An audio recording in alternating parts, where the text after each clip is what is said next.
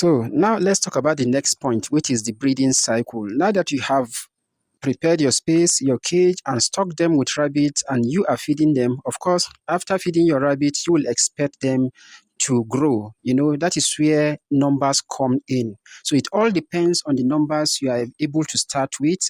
The minimum number to start rabbit farming with is 2 female and 1 male. That is 2 doe and 1 buck. Even if you are going for the hybrid, this is the minimum number. That is not to say that if you have one, it is not good, but the preferred medium number is if you have 10 females and 2 males. The multiplication here is very high. So now let's talk about the breeding cycle. If you already have this information, every rabbit can get pregnant immediately after being breeded by a male rabbit. If they get pregnant, their ovulation starts after mating, so they can get pregnant immediately. And their pregnancy duration is 29 to 31 days. So once they get pregnant, you can expect to breed them again.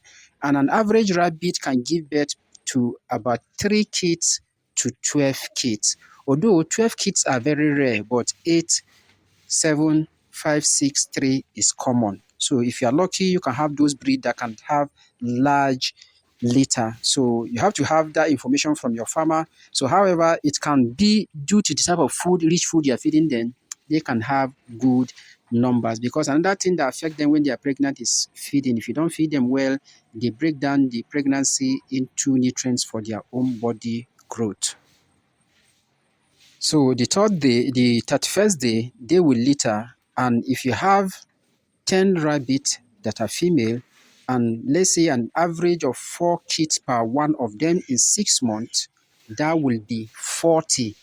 I'm sorry, in 30 days, that will be 40. So that is why if you are stocking your rabbit, it should be minimum of 4 months old. A 4-month-old rabbit can get pregnant, but the male is not the same thing. The maturity for male is 7 months. So make sure you have 2 7-month buck and 10 doe, or as the case may be, whatever your budget is. So if you have 10, that will be times 4. 4 is the average. So if you already have all this, make sure before you start, I am supposed to mention this from the beginning, you have adequate knowledge of rabbit farming.